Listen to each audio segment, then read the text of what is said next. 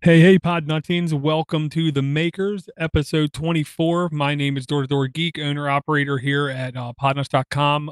It's definitely been a little bit of time since the last time we did a show, but the only constant in this universe is change. So after not doing shows for a while, bang, we're doing a show.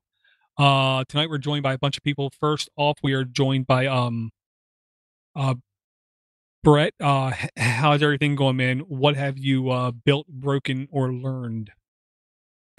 Actually, a lot lately. Built a CNC machine, MP CNC machine. Um, Broke mostly everything, but learned enough to rebuild it all. That's really awesome. Yeah, we saw a picture tonight in our Voxer chat of I think your first cut with it. Yeah, that was the first cut. And what did you actually cut? I cut a crown test file into a piece of insulation foam. Very cool. If you can do me a favor, that a Google image link or just a straight picture? I can't remember. It was a straight picture. I'll post it up to the Instagram if I can. Awesome. Thank you. Cause that I was I don't want to say shocked at how good it looked, but for like a first cut, I thought that looked pretty damn Yeah, good. it actually was a lot better than I expected. Very cool, very cool. I also know you've been busy, literally like driving hundreds and hundreds and hundreds of miles. How has that been? Um, Been good. My dad is actually in the hospital right now for appendectomy, but he's doing pretty good, and I think I'll be driving back up to see him and drive his truck back tomorrow. Gotcha. Well, good luck with that, man. Hope everything goes well. Thank you. We're also joined this week, and I should actually follow the screen this time, but too late now. We're joined by Aaron. Hey, man. What have you broke, built, and learned? Well, hey, how's it going? Yeah, I haven't been doing much breaking or learning at the personal level, but at work with our Formlabs 2 SLA printer, I've been printing just work stuff and then, of course, random nuts and bolts and little miscellaneous things. Definitely learned how to failed print for the first time, and when it comes to SLA, that is one messy, sloppy mess. I mean, it's terrible. I had to pretty much filter the resin into a whole nother container, wipe down the whole entire machine, and start fresh. It was a whole lot of fun when the supports give way. And this is the printer where it basically like dips into a pool and then slowly pulls up, right? Yes, absolutely. It kind of reverses what we would think of a normal filament printer. Comes from the bottom and then dips down, dips into the resin, and then does your laser curing. Then comes back up, and each layer is a resin cure with the laser. Well, I'm honestly trying to picture in my head what it would look like as a failed print. Me having traditional 3D printer, I honestly have no idea. So I would love it if next time you have a massive fail that you think is glorious, send us a picture.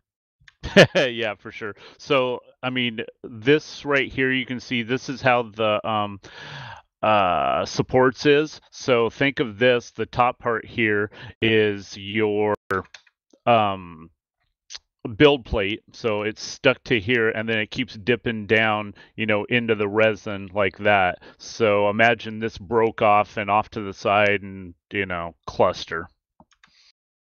Gotcha. Crazy. Well, I hope everything has been going good for you in the meantime.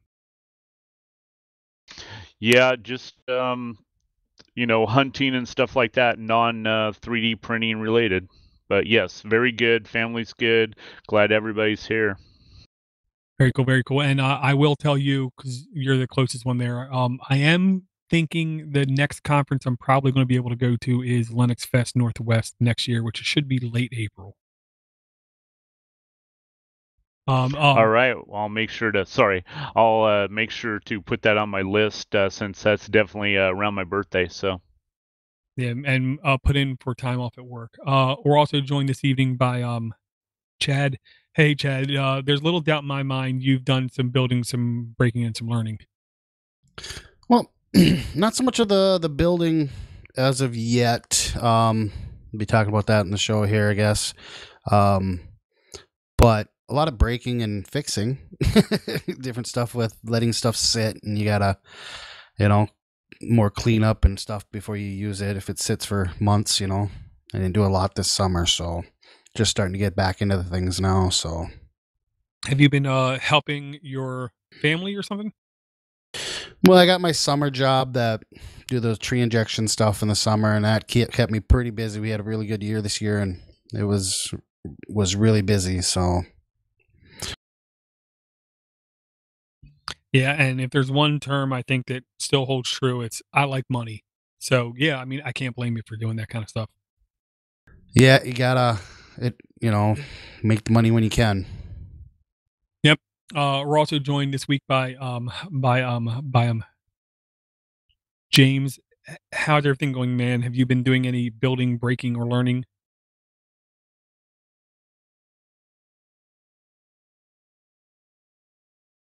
You're not transmitting, James. Oh, sorry. Wrong key. The push to talk. I had my finger one key over. I've been doing a bit of all of it. Not a whole lot of building lately, unless you count CAD. Most of my building work has been all virtual here lately. Breaking, I nearly broke myself, sending a couple tens of thousands of volts through my finger through a short circuit in my laser.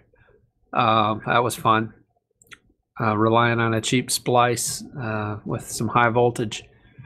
Learn not to poke around a laser when you're not sure what's going wrong with it. But yeah, as far as building, it's mostly been CAD.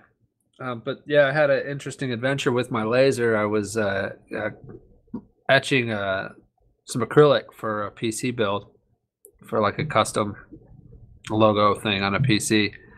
And I see this arc and some smoke, and my laser stops like working. And I'm like, oh man, what's going on?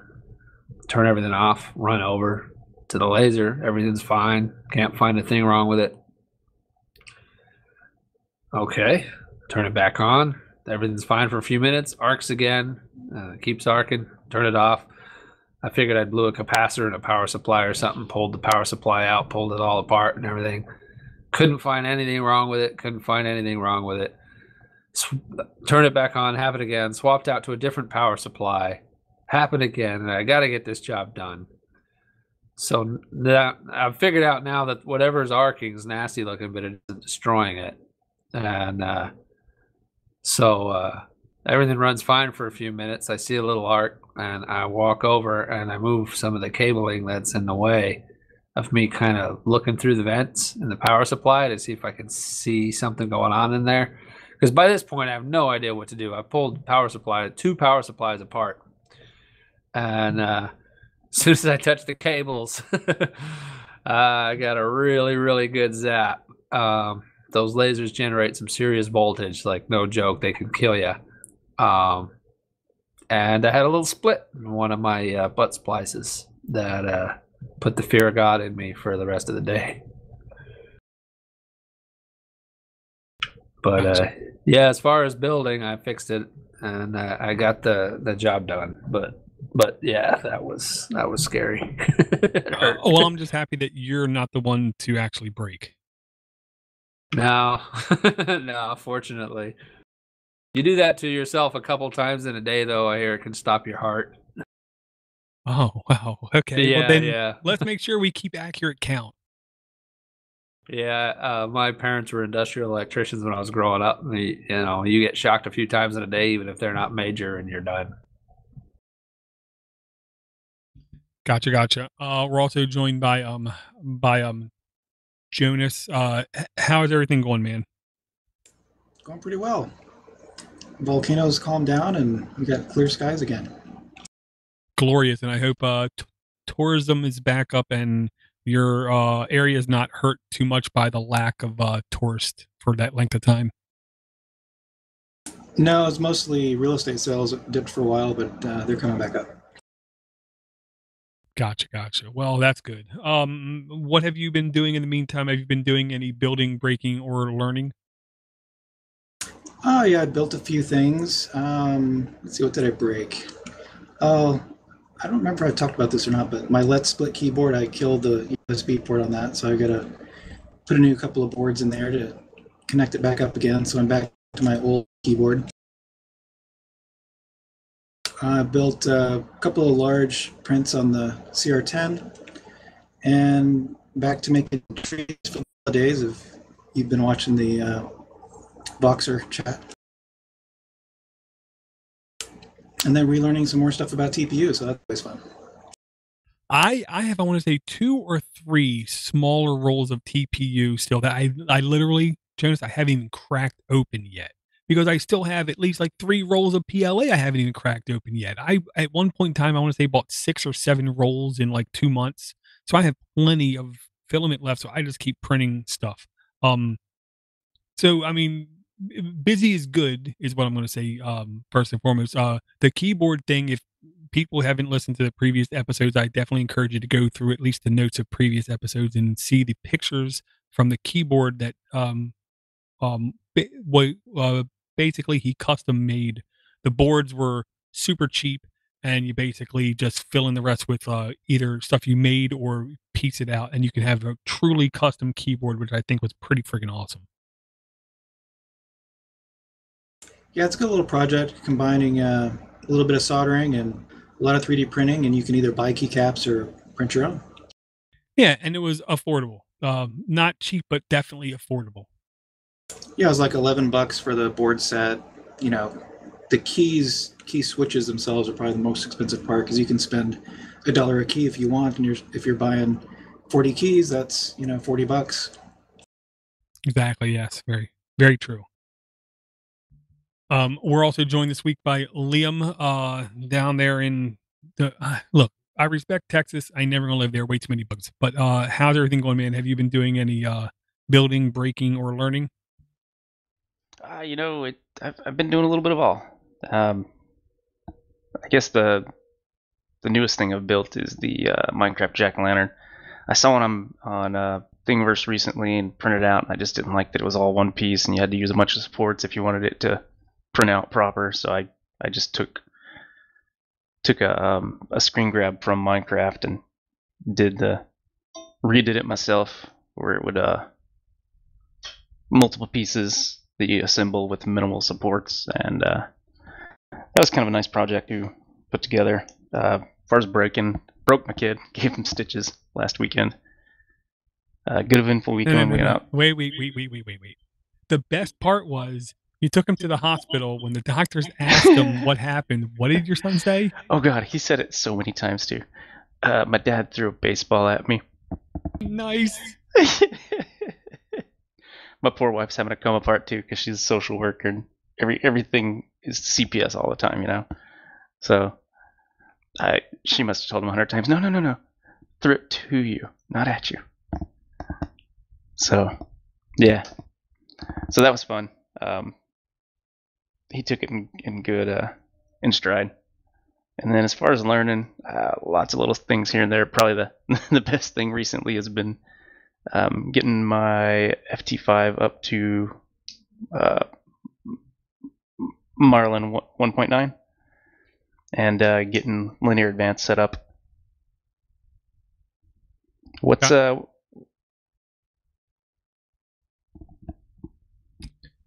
Gotcha. Yeah, I was gonna say that printer is, I think, one of the better printers, especially like for the price. Yeah, it's definitely it's not one you're just gonna set up and get running. It's gonna teach you a lot about all the failures that can happen and how to troubleshoot things. But once it's running, it does what you tell it. It's my go-to. Yeah, I'll have to agree with that. Mine's still running great after I think it's been over a year and a half now. And what was the base price for that printer? I can never remember.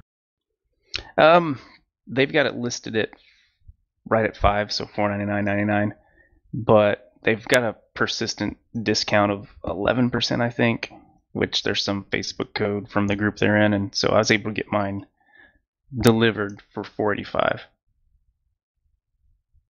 Very cool, very cool. Seems like a very fair price. I'll say for the quality of printer. To me, the only thing really better, more stable, more consistent is the actual Prusa printer itself.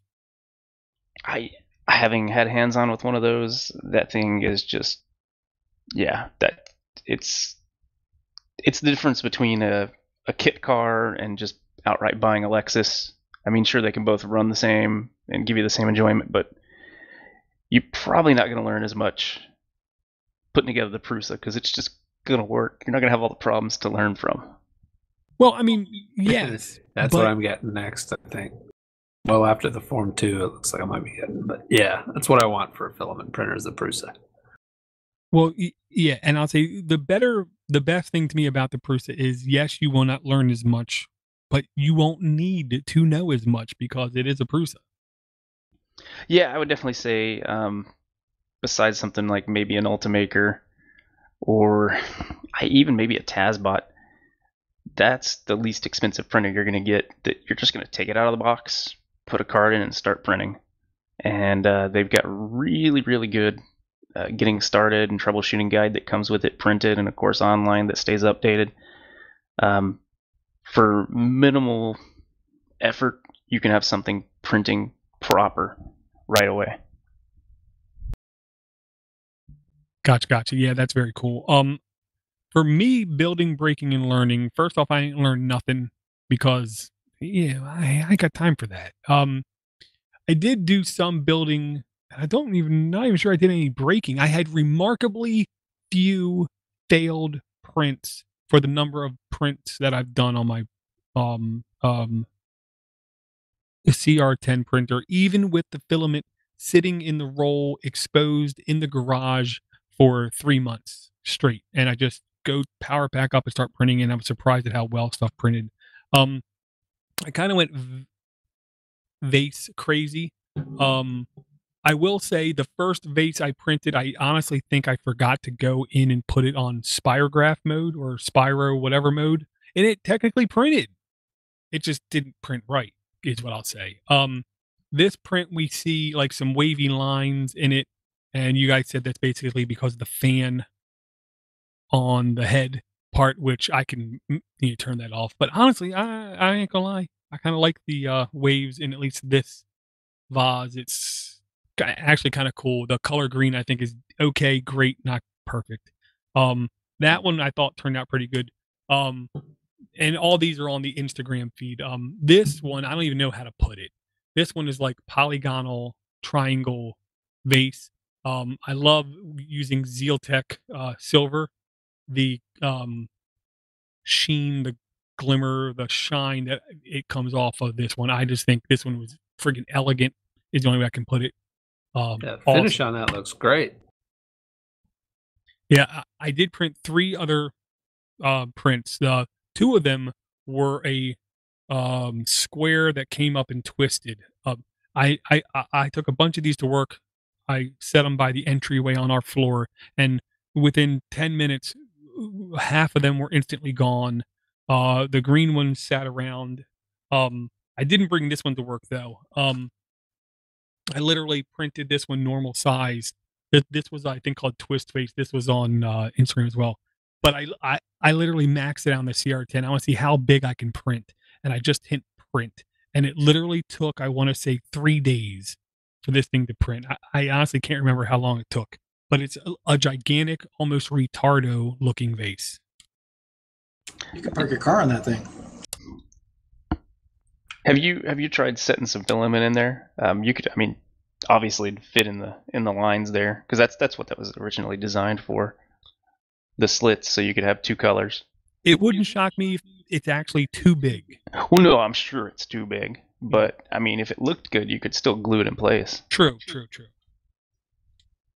Oh, is that what that line setup is to put filament in? Yeah, that's what the ridge there's for. Yeah. Oh, that's pretty cool. There's like an edge where basically right in, you're supposed to be, it's supposed to be the perfect size. You like push it in and it like snaps in. Everyone complains it doesn't work right. Yeah, probably get it to work with some tweaking, but with a 3-day print time, you probably don't want to do a whole lot of tweaking. Oh yeah, just hot glue is what I would do.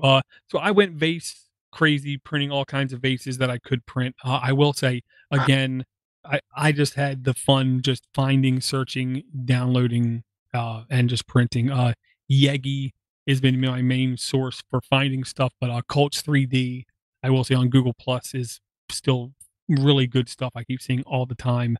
I have not had any time to sit down and do any kind of design or in any shape, way, or form, even though now there's like 2 or 3 things I would actually like to sit down and design. One of them is basically just a light holder next to my printer where I can put these little USB lights hooked up and just pointing at my printer, and then just simply white box one corner of it.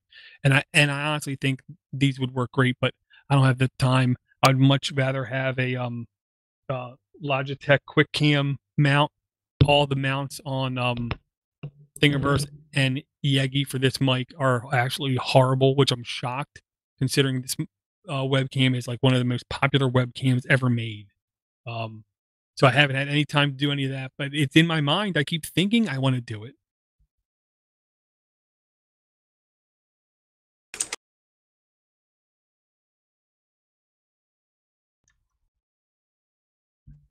So what I'll ask is, in the 3D universe, the 3D world, or the maker world, is there anything that's you guys have seen like announced or coming or launched that you guys said to yourself, I would really like to explore or play with that? I do believe, if I'm not mistaken, Fusion 360 Web is now actually Linux compatible. Web, yeah, is. I actually was talking to somebody at Autodesk, and it's still very much alpha, but it's not a secret or anything, but it's also not really well known. They are working on Fusion, like straight up Fusion for Linux, like not in a browser. They're using Flatpak to try to do, actual Linux, real CAD, not,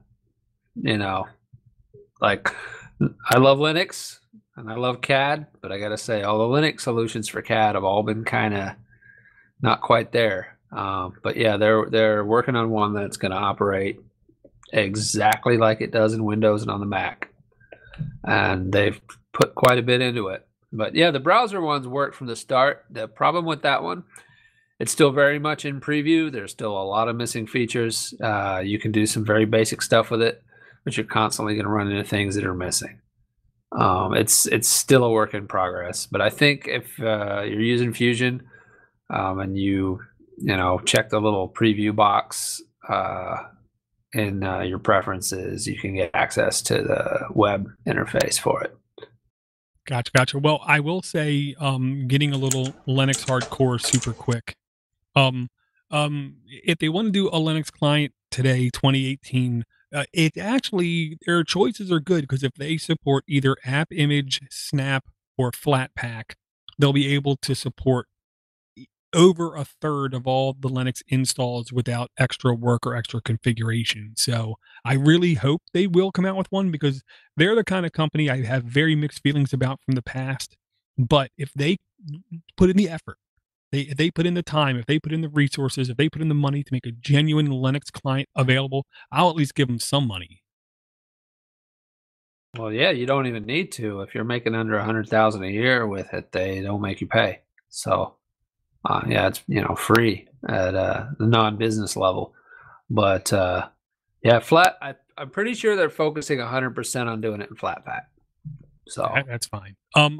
Well, yeah. Doesn't the app have some kind of like cloud sharing at least, or cloud backup? How it works, it's kind of a hybrid between like cloud, like OnShape is fully in the cloud. You're editing it in your browser and all your edits go up to the cloud and come back. So there's a little bit of lag there if your internet connection's not fast. And even if it is, sometimes there's a bit of annoying lag. Fusion does this kind of hybrid thing where it caches locally.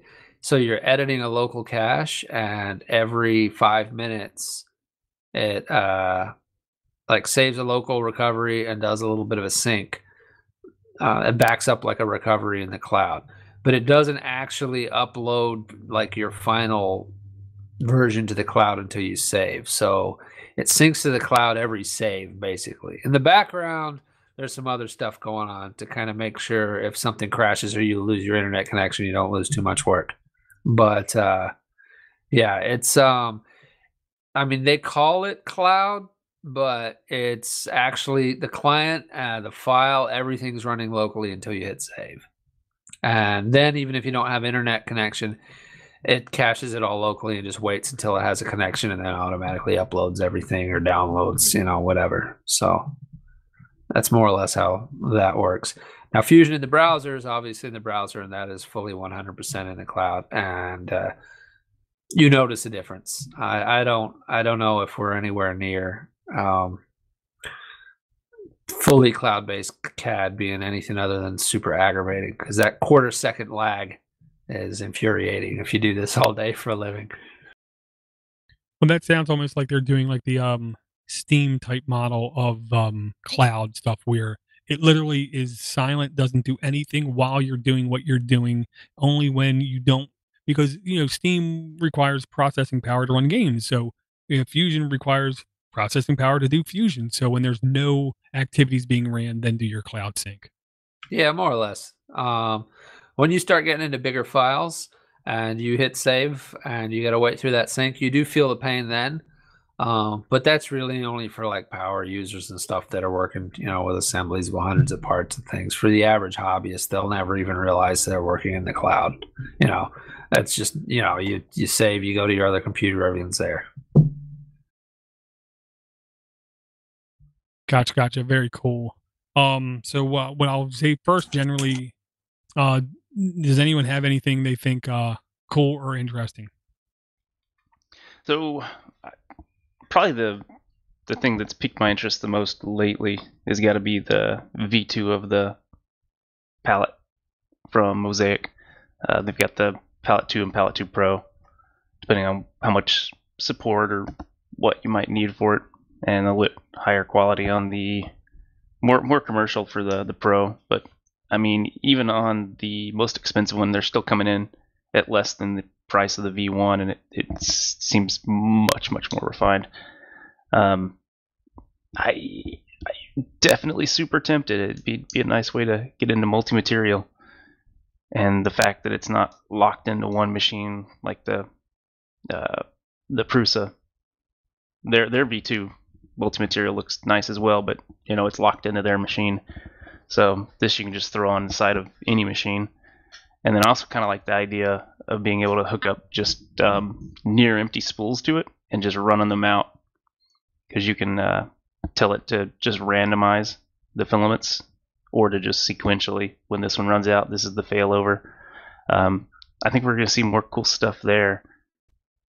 And oh, that's cool. I didn't realize that. That's I got 20 spools with a yard of filament on them sitting around. And how much does this cost? $5.99 or $7.99. Has anybody tried the version 1 at all? Has anybody gotten to play around with it? I've been eyeballing one. One of us needs to get one so we can talk about it. That $5.99 one, that's getting real close. Yeah, it's a chunk, but it's for what it does, that's not bad. I mean, think of what you'd have to do to stick a couple of extra extruders on a printer, the time you'd have to put into it and everything. Do you know with that? Do you have to use like their slicer or something? I'm sure they've got their own software for that then, or is that, I don't know. It's like I'm not sure. My understanding was it's like a plugin that's going to inject, into the G code. I mean, it's still running G code and everything, which is why it's nice and universal. And it's just like another, it's an M code or something to switch. I'm not sure of the specifics, but the impression I got was that you didn't necessarily have to. Like, I think you could use their slicer. I think you could use Simplify, and I think there was some other software that could run it. It wasn't like universal, but it seemed like they had their bases covered on a few different things. I could be wrong about that because I haven't researched it too deeply, but I think I remember something about that. Yeah, they've got what they call Canvas, so that's their multi-material ecosystem. So you can slice with your slicer choice, and then you process the color with it. And then they also have their Canvas hub, or it's a Pi. It's a Raspberry Pi pre-configured to take the Canvas data and stream it to the palette. There's some calibration and stuff like that. There's been a couple really good videos. I want to say Tested actually did a pretty decent one on it. Yeah, if you look at the video, about 50 seconds into the video on the page, it does show you an example of at least them using what it does look like. You take G code, put it into a web application, and you can pick blocks to do colors. So that's what at least it looked like, which I would say this idea of this to me is freaking awesome. You have to have a need for it, is what I'll say. And I can tell you, I shared a link, and I'll see if I can find it for the notes. The 3D printed glasses. This is the exact kind of reason I would need this kind of device. Oh man, off the subject, but speaking of 3D printed glasses, I was just at a Stratasys location, looking at all their cool printers for some stuff for my business. And they were 3D printing safety goggles that were just clear as could be. You see right through them. It was cool.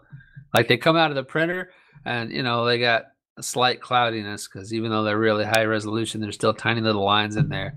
And they just like hit it with a buffing wheel for about 20 seconds. And it was just like a lens. It was incredible. It was really cool. But anyway, sorry for the aside. I thought it was pretty neat. But they printed them so the hinges folded and everything, and it all printed at once. Didn't have to be assembled and all that. You had a working hinges, just 3D printing safety glasses right off the printers. It was neat. And yeah, without sounding stupid, I've been wearing literally glasses since I was 6 months old. That's how long I'm wearing. So glasses, I just take for granted. I'm going to wear them forever too. Literally right now I'm wearing two-tone glasses. I don't ever really get two-tone glasses, but I saw ones with green in them, green's Podnet, so I got the green ones. And then I saw 3D printed glasses, and I'm thinking I would literally start paying top notch for the best lenses I could possibly get if I could simply pop them out of different frames whenever the hell I felt like popping them out of a different frame and putting them in a brand new frame that I just printed. I think that would be freaking awesome. That might be an application for my the printer I'm getting. I have had at least 3 people ask me if I can do frames for them. I think if you did it with a resin printer, that'd be doable. Because I mean, glasses, they got that little ridge around that holds the lens in, and all you got to do is capture that. Yeah. Actually, you know what I should do? I'll take that file that link that you sent, and I'll take it to work, and I'll print those frames out and see how they turn out. Yeah, I'll say this: the only gimmick is the frame has to literally perfectly match the lens that you have, and there is multiple curvature to a lens. Typically, there's at least 4 dimensions of curvature to it. And then you have just the basic, size of it kind of thing, right? There's a company offering to give you the STLs for their glasses if you buy the lenses from them. I just want to see this get more and more popular. You know the name of the company? Yeah. If you don't mind me talking for like 45 seconds and just keep talking, I can just, type in 3D print glasses frames. While Well, you what would be search, I great with want to that ask is if they about also the do. Form 2 because I'm buying one, and there's somebody here with some experience with one that just had a print drop off and turn into a big mess. So I've heard the whole sales spiel from Form 2. I've seen the prints. I'm really impressed. I'm probably getting one next week. How is you'll it? love it. You'll Uh, love it. It's so much fun. I've been looking for an excuse for so long. Like, The how often do the prints actually fail? Just if they're too heavy, they pull off sometimes, or what? Honestly, I don't even know why it failed. I think it was because I didn't have enough supports in it, but they are pretty much. That was my first fail out of probably, let's see, how many have we done? We've probably printed, hey, geez, 50 different prints of random stuff. So, I mean, hardly ever, honestly. The biggest issue with SLA printers is they're smelly. They're a little smelly when you're working with the non-cured resin. You definitely want to wear some rubber gloves, and then cleaning them's pretty easy. I just use alcohol wipes, stuff like that. Once you figure it out, it's pretty easy. Cool. Yeah, it smells fine. Like it's in the same facility where I do fiberglass layup and stuff. So Then you probably, yeah, I 'cause won't even notice. exactly. You won't even know. We're in a pretty decent, facility as well. And unless I'm right over the top of it, working with it, I don't even smell it. So, yeah, once you get it, let me know, and I'll throw any information I have your way. Yeah, that'd be awesome. I've been down to Form Labs and I couldn't really smell anything. Kind of, I guess, a little bit plasticky or whatever. But yeah, definitely. I've been hoping because I didn't realize you had access to one, and I've been wanting to talk to somebody who's actually used one extensively. You know, and there's not too many people. Oh, actually, this is kind of funny. I do know somebody who used one extensively. Stratasys. I went down there and I'm looking at all their 60, 70, 80,000, $100,000 printers, and tucked in the back was a little Form 2, and going on the little tour, and I was like, hey, that's a Form 2, and the guy doing the tour was like, yeah. I was like, what do you guys have that for? And he's like, well, we get jobs that maybe take an hour or two. We don't really want to fire up the expensive printer or whatever because it's running something else. So we actually print, we probably do 10 to 20 hours of printing on that a week. That's funny. If Stratasys trusts it, I guess it's probably pretty good. Yeah, the name of the website is glassesusa.com/3D is the company and the site. They have 3 different frames to pick from right now. None of them have true hinges on them. They have like corrugation in the plastic that I guess helps make it more flexible. But I'm guessing they don't expect you to print this in PLA. So do you know if they're giving you the glasses file and the lens file? Because that's what you really need is the lens so that you can do the negative for doing your own frames and stuff. That's what would be cool. No, all you get is the STL of the frames themselves, I believe. Well, I'm thinking, it wouldn't be too awfully hard to set up. Obviously, as a hobbyist, it'd be a little tougher, but for somebody like me, where it wouldn't be too awfully hard to set up a process to capture that like outer perimeter for people. You could got the mold, wheels you in my could head mold turning. negative it. You could negative mold that and do some cleanup on the model and get you shape of the lens. I'm sure. Yeah. Well, a guy that's handy with Fusion could just take the downloaded file and use the dang lens cutout and make a negative or a positive from that. Yeah, exactly. And then just keep a library of those positives, Well, and I'm sure if they you're doing know, this right. for people. That's exactly what I was thinking. You just do a negative mold of it, so you get that curvature of the, because There's probably lenses some are rounded standard a little they go bit. by. and- You could learn, go. Right. Well, I could ask my ex-brother-in-law. He used to work for. They made lenses and stuff where he worked and stuff. I should see if they have like if there's a standard thing that they use or something. Do you know there's a standard for how they like locate them on your face, like that? There's a distance from your Pupillary pupil. distance. Yeah, there's a rotation for astigmatism, and there's like a X and a Y kind of like Axis. But I and, don't. But what I don't know is like the boundary, like the shape of the lens. It's like, is there a standard for that? Because that's just cosmetic. Well, Is there a standard for that? I wonder if there's Yes. something you can be like, oh, it's a C3 curve, blah blah blah, or something. well, there's standard sizes, but it's based upon your certain vision can have smaller lenses because of their vision. Like my vision is such particular way.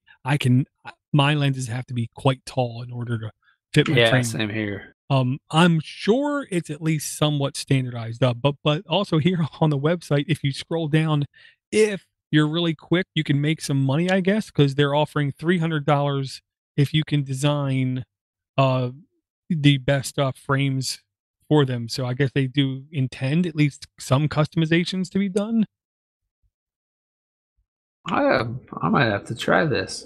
That might be less than what you make an hour, though. Well, No, but it may be. But then I go, hey, look, I got a little prototyping shop here in the Northeast. well, and you can say I'm the one that did those glasses. Exactly. Yeah, it'd be more for just being able to do it than the $300. Yeah, the guy down at the bottom of the page, the designer, Jane Keitinen, looks like he has a hollow gold gigantic snake around his neck. Take that for what it is, people. Okay. I'm looking at the website now, scrolling down. Yeah, I don't know what he is, but he's something. Something that's correct. So, I mean, to me, this is the kind of utility that I'm excited about with 3D printer and making, because we at least every 3 months seem to see an article about the 3D printed house. Somebody 3D printed a house. It's like we've seen this every 3 months now for like 3 years. I mean, okay, show us something else. It seems like lately I'm seeing more and more that the military is getting fed up with overpriced contractors, and they're printing stuff to repair. Like what did I see the other day? Some special cups they use in high altitude airplanes or some crap like that. They're paying over $1,000 a piece for a coffee mug, and they just said, "Nah, we're just going to print the handles for these now." And then something else for one of the fighter jets that they were printing repair parts for as well, saving thousands upon thousands of dollars. Well, I say saving. Obviously, they're going to spend that somewhere else. Hey, they're starting to use Thingiverse. I was bidding on a job just for the fun of it. It wasn't a whole lot of money at all. This wasn't the Army. This is the Navy. The Naval Surface Warfare Center wanted to do some customized smartphone stands.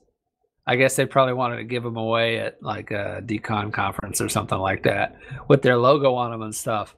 And they their link for the like base file was Thingiverse file, and they wanted to extrude their logo out of it. So they're offering, like they're taking bids starting at like $150 or $200 or something for that any of us could do in like 3 minutes. I got a chuckle out of that. But the military sending out Thingiverse links now. So yeah, I guess they're saving some money. But no, in all seriousness, they are like in aircraft repair for the military. 3D printing is becoming like the new technology. It's like the metal printing is really becoming the standard, and it is cutting a whole lot of costs. Rather than fly it, like, because if an aircraft is down, and they can they've already like designed a bunch of 3D printed parts for it. They can just they're starting to put metal printers on base, and they'll still have a subcontractor doing it, but the subcontractor basically is, you know, a technician and engineer to run the printer and make sure everything goes all right. They just print a new part, you know, right there on site, where that used to be a big rigmarole. Yeah, that reminds me. I grabbed that link too, by the way. There was something that really has interested me.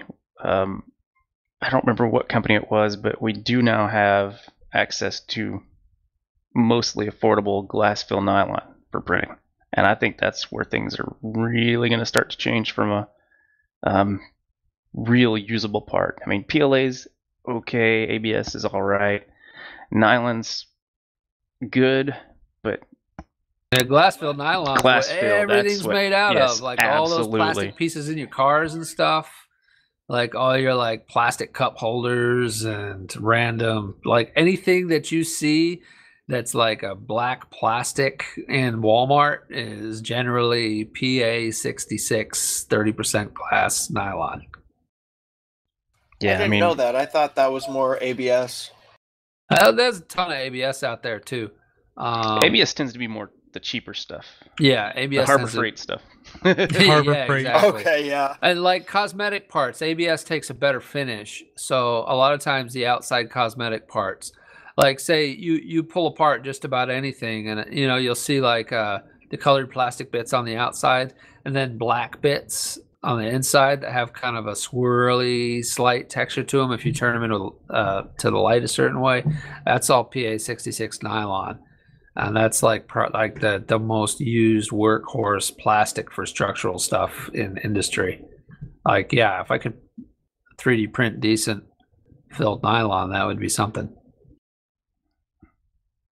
Yeah, you got the. I don't know what the percentage was, but yeah, I mean, you got PA 66 covered in butyl. That's just, I mean, that's any quality tool anymore. It's probably 10 or 15% for printing. It's probably not right up to 30. But that's, I mean, that still makes a huge difference.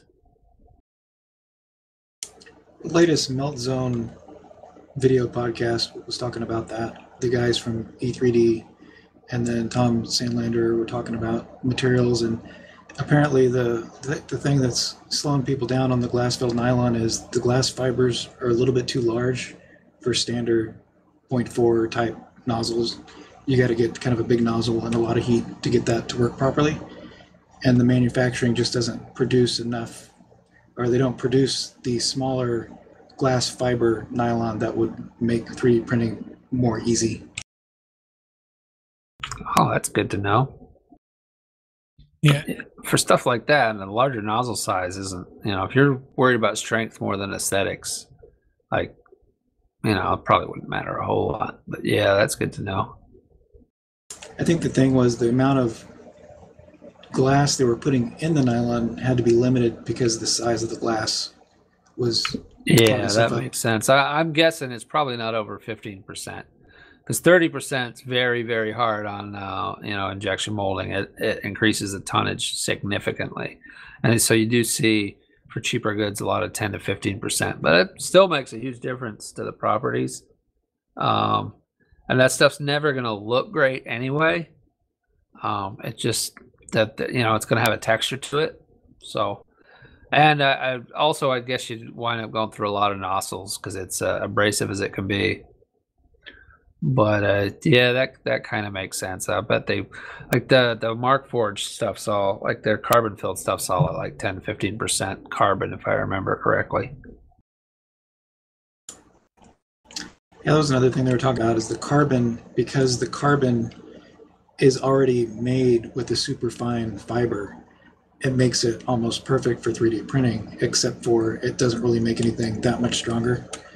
But it works in the nozzles the way it is now. If they would make fiber similar to the carbon fiber size, that would work a lot better. Yeah, unfortunately, you can't really do that. Like glass fibers are like 100 times the diameter carbon fibers. But yeah, the carbon stuff, I've used some of that filled carbon, the Markforged, and it does make stuff stiffer.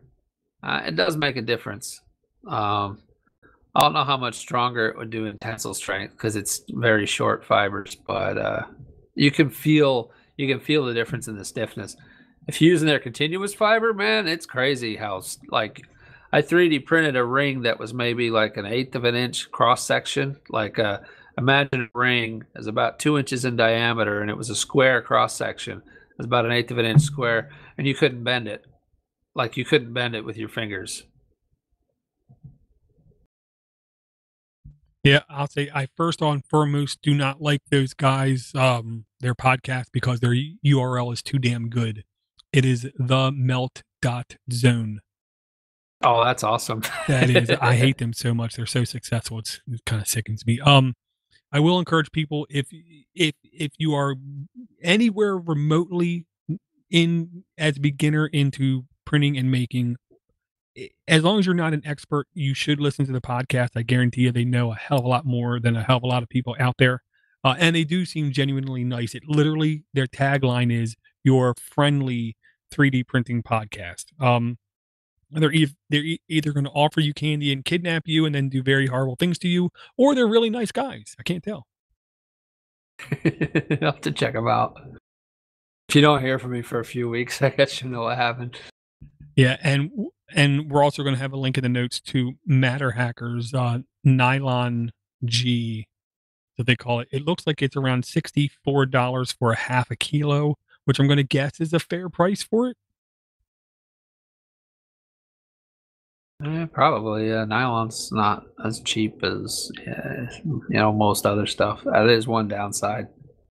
It's cheaper than the Markforged nylon, I'll tell you that. Their unfilled nylon is freaking $100 for a tiny little roll. That's why I never use the Markforged printer at the Makerspace. The carbon filled stuff's like $150 for a tiny little roll.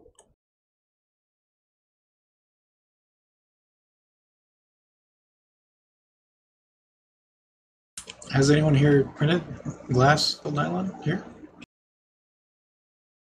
No, I haven't printed continuous glass in it, but not the filled. I wonder if you have to put something to coat that so that you don't. I mean, the glass is probably going to pierce the surface at some point, or do you think the nylon covers it pretty well? My experience with like the filled, the carbon filled stuff, and with glass filled resins, not for 3D printing in general, is you do get a texture. Like it's almost like a.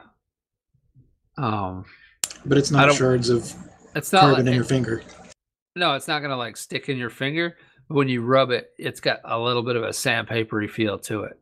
I imagine it would look kind of shaggy under magnification. Yeah, you definitely get a texture. It's got a very matte look to it. I don't know specifically like about the glass filled nylon for 3D printing. Would that be my guess? Just because of working with a lot of glass filled stuff.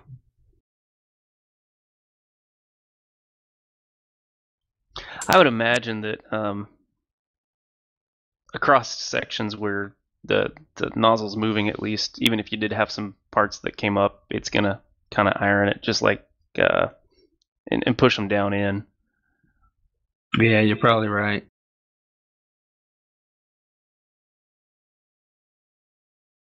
So is that $60 probably the cheapest one you're going to find, or are there multiple manufacturers out there? I've seen two, and they were both about that same price, around $130 a kilo.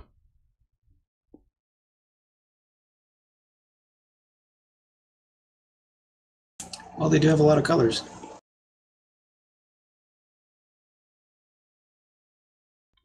I did pick up Markforged some. has clear and black. That's the forward options. Yeah, exactly. I did pick up some acetal that I haven't had a chance to mess with yet, but that's on the list of things to do. It seems like the big thing with it is getting it to adhere to the build surface. Oh, that'd be cool. Let me know how that goes. I machine a lot of that stuff. So, does anyone have any other topics that they want to bring up? I see there's some stuff in the notes. I was just going to add to what you had mentioned about the glasses.com 3D. I downloaded the file and looked at it. They have an STL file, and they have what was it, an OBJ file, which is the file you would use for Formlabs. So it's got both of them. So I'm excited to print those glasses out just for the fun of it. What are you going to print them on your FDM or the form? Both. I'm gonna print one out right now just for the fun of it, just to take a look, and then I'm gonna take the other one to work and print it on the form. Do you guys have the flex or semi-flex resin? Because I don't see that working otherwise.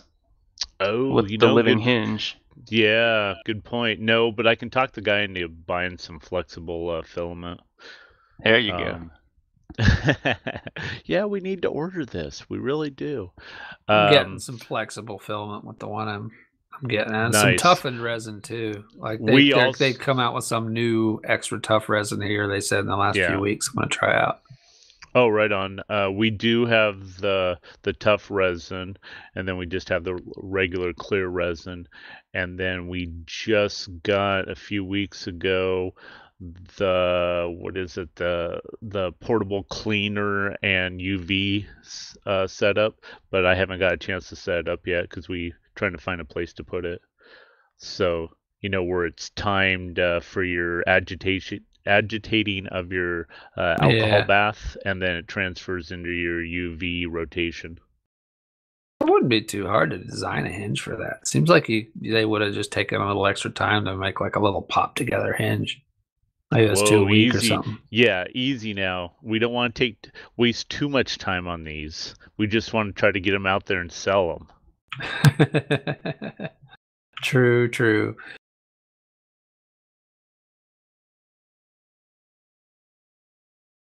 Yeah, you'd be amazed at how little a lot of these companies know about what they're actually selling and what they're doing.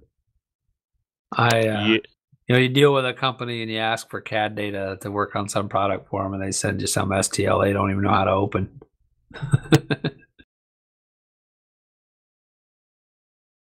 We can't view it. A Chinese engineer sent this to us. Is that what you need? That's right. Exactly. They're like, this will work, right? We hired you to tell us that. It's like, well, yeah, but if I'm a mechanic, you got to bring me a car.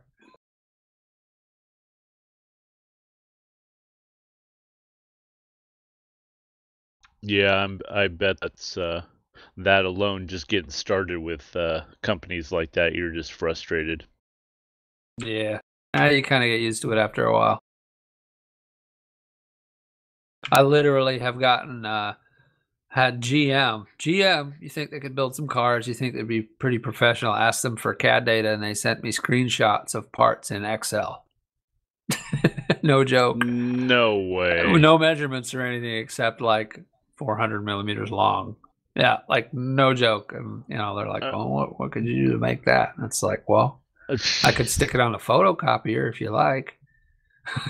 That's an Excel spreadsheet with a screenshot. That's not CAD data.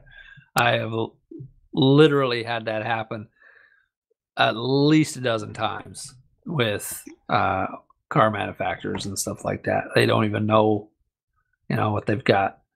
I was working with an electronics manufacturer, and I needed CAD for some of the housings they wanted altered, and they sent me STLs they literally had never opened. They didn't know how to open them. And for something like that, you don't even want an STL. You want an actual editable CAD file.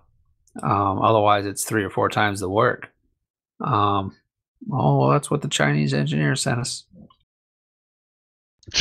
I'm not complaining. It pays my rent. Oh, boy. Kind of shake your head and do your best. No kidding. That, yeah. I bet you're just like, okay, thanks.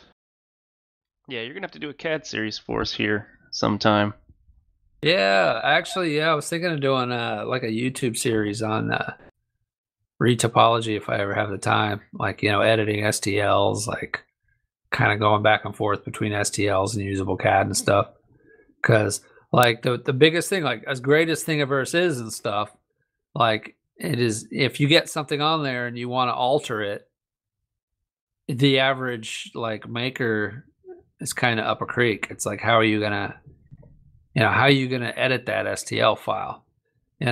If you really want to put some time into it, you bring it into Blender and tweak it and all this stuff, and you kind of do it the hard way. So yeah, I was thinking of doing something on like how we do it when we actually do this, professionally. Best practices and workflow so that people aren't having to rebuild like something just because they want to change a little thing. Yeah. It's like you get an STL of something rectangular. Here's how to turn it into a nice simple rectangle that you can pop some holes in or lengthen or shorten or whatever, Yeah, I would venture most of the people out there doing this, it would probably be faster for them to try to just recreate their own versus editing something that they download from a site like that. You are 100% correct. Yep. And it's only because, we don't know I don't want to say tips or tricks or shortcuts, but how to do it efficiently. Yeah.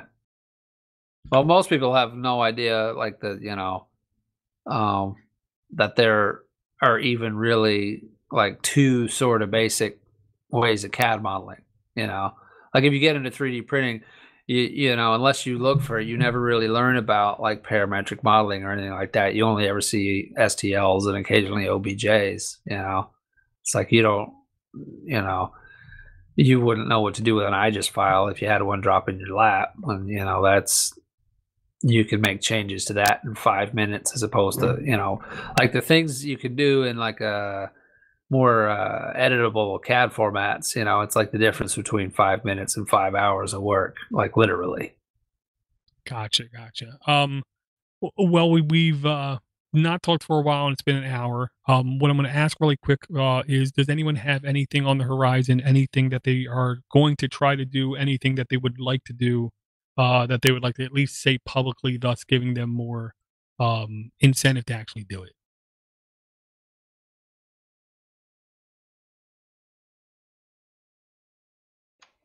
Don't everybody talk at once. I don't have anything in particular like, do I want to say that out loud? Because I'm thinking of a few things. I'm like, I probably don't. I'll probably screw it up. I want to try to build a great big 3D printer. I designed recently, but yeah, I'm afraid to say that one out loud because I'll jinx it. Yeah, my laser's still in progress. Life happens. It'll get done at some point. Yeah, I think I might, if I can find some space, thanks to Liam and Chad, maybe start MPCNC or whatever that is called. Do one of those, and maybe Brett will finally get over to Liam's and pick up a printer and bring it my way. Maybe. Maybe I should publicly commit to doing my YouTube series that I keep talking about, that you guys are probably rolling your eyes at me whenever I mention it. Well, we would like to see it. I mean, that's, why we roll our eyes. Thanks, I think. Yeah, I definitely liked the online tutorial you had last time. I think we tried to do like a live stream of it. It was a little laggy for me, but I did. I think I learned something, but I probably forgot everything already. Yeah, my goal is to kind of do something weekly, but it's life happens, and real work. Yep, exactly. Gotcha. Well, me and Chad are going to dedicate to be drunk before this evening is out. That's about as far as we're going to go. I will publicly commit to drinking a couple more beers before I turn in. Yeah, and the only thing I will end off with saying is, I'm the guy as a kid. I took something apart. it never went back together right. I mean, maybe 1 out of 10 times I was able to get it back together right, but it seemed not very um, popular. With this printer, so easy to put together, and that bed upgrade that Liam talked about that I did, the magnetic bed, is unbelievably awesome. 10 times better than glass, printing on glass. Heats up so much quicker, and and I just do like a thin raft on all my prints, and everything sticks perfectly fine, comes off fan freaking tastic. I would venture to say anybody with a 3D printer, if you do not have this type of bed, look back in our notes. It was like episode 9 or 10. Fantastic upgrade as far as I can tell. I will add to that. I'm still using the original one on both printers and no adhesion issues. Yeah, I every now and then I just take it and like take my scraper and bend it as much as almost I can and just get everything off I can possibly see. And it does feel a touch different, but it still works perfectly fine. I forget, is that with using the build tack on top of the magnet? Yeah, using that cheap magnetic surface sheets. Oh, yeah. And I think it helps the leveling as well, because if you're too close, instead of gouging or grinding into it, you have a little bit of squish from the magnet, the 2 layers of magnet. It just like pushes it out of the way a little bit instead of clogging up the nozzle. It seems like it, yeah. It's definitely I've been meaning easier to try on that. I've been meaning to ask Door, and I keep forgetting. Well, okay, and now here's what I'll say. Just last quick question. I did not plan at all. I mean, worst planning ever, because I would have at least bought some orange before this month to print something like that pumpkin from Minecraft that I think looks freaking awesome. And Aaron had like a translucent orange, which looked even better. We have a couple different things coming up in the next couple months. Do you guys think there's any color I should definitely get? I mean, maybe like a forest green, maybe. I don't know. I would say this is the season to be printing lithophanes. Those are an excellent gift. Most people have never seen one, and they go over really, really well. Yeah, and all you need is like a candle LED light thing, right? Well, you can go that route, or you can make sure you model in a hole in the top so that they can attach it with a suction cup to a sunny window. Tons of different options. Gotcha. And do you have like a preferred filament you think that works best with that, or basically they all work just as good? They all work really well. I think obviously the lighter ones tend to work better. Translucent's kind of crap, but I think you can't go wrong with white. That's racist. Crickets. Triggered. I think Jonas was hinting at green there, waving that tree around. I got some really nice green translucent TPU. It's a Sane Smart brand from Amazon. I think it was probably like $30, a little expensive, but it actually works pretty well. If you can get TPU through your printer, it actually comes out nice. You can put LEDs in it, and it actually glows through.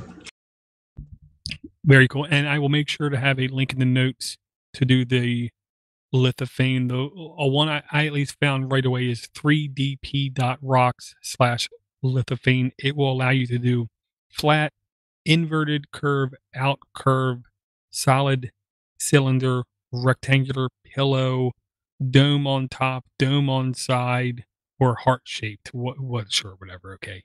Where you basically just like, you take the picture, you put it in, and voila, you have yourself your lithophane. I think this is an awesome idea. Yeah, that's the best site for that.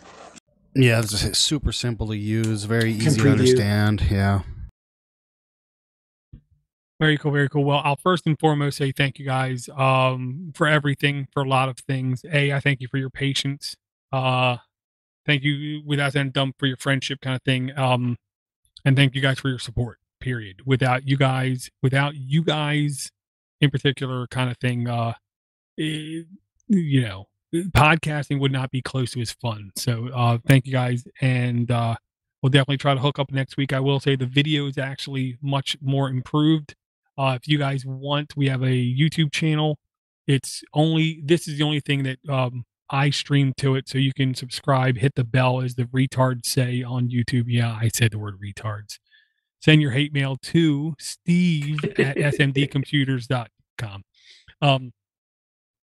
So if you want to know when we go live, you can click the bell and subscribe. We will talk to everyone again real soon. Adios.